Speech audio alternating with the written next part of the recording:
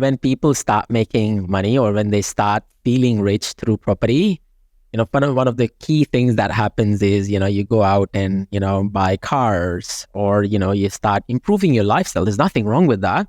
You're improving your lifestyle by putting kids through private schools, for example, or, student loans or study loans. I did my MBA, while I was investing. It was, one of the best investments that I did, but one of the most bloody expensive investment. It costed me about $110,000 just to do an MBA, right?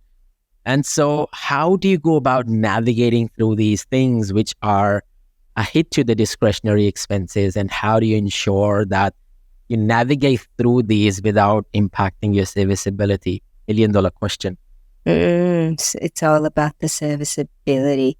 So some big ticket items, cars, car loans, or novated leases, right? We get sold on novated lease, particularly if you've got a job. And if your company that you're working with has this novated lease and you're excellent, it's like also the negative gearing thing, because you're told you pay, pre-tax dollars, and especially if you're earning too much. Such a sham. Yes. Because it affects your serviceability. What is, in your opinion, because we're not giving advice, what is, in your opinion, a better, smarter way of purchasing a car, still being able to buy property, still being able to buy property as well? Since the day I started running business, I've always bought cars under company names. I've always held credit cards under company names. It's the easiest way to shift the debt from your own self to a company that is not going to be linked to you. Okay? You don't need a fully operating company, even if a business is doing $10,000 a year, and if there is a need for the car in that business, you can allocate that car to that business. It's just as simple as that, right? And so, I'm a big advocate of people doing something on the side, a side gig, drive a bloody Uber, register an Uber account and register a car to that, right?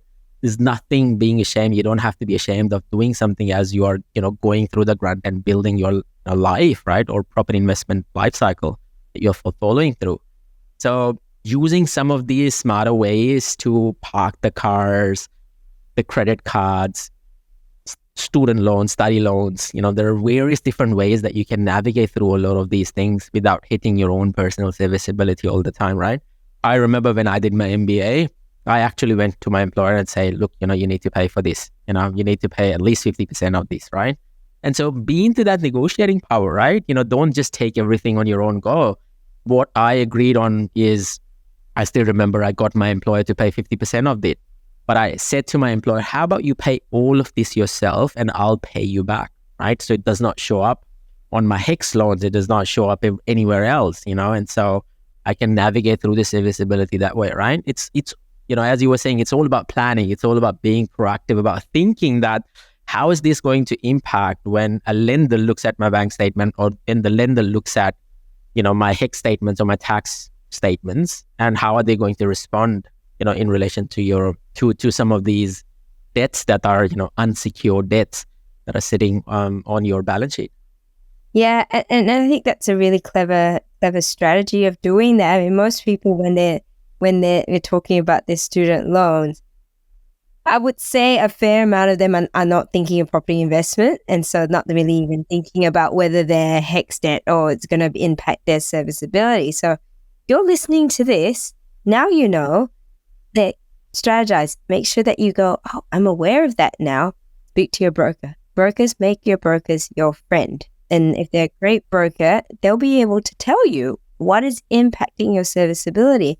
I mean, we had a situation where, so we have insurance. So, our life insurance and all the different types of insurances. And a portion of that we were paying that was not part of our self-managed super. So it was coming out of our tax dollars. Our finance broker basically said, actually, why don't you, look at whether you can absorb this as part of your self-managed super, because a lot of super does cater for insurances and things like that. And so we ended up doing that, and it made a big impact on our serviceability. So, if you've got a great broker, they understand all these different levers. It's even, buying, like I said, buying cars, take it out of the novated lease. It was a company car, that we were going to be using for meetings anyhow, and going to site. So it was, it's being clever about where you allocate those assets, I guess, and expenses.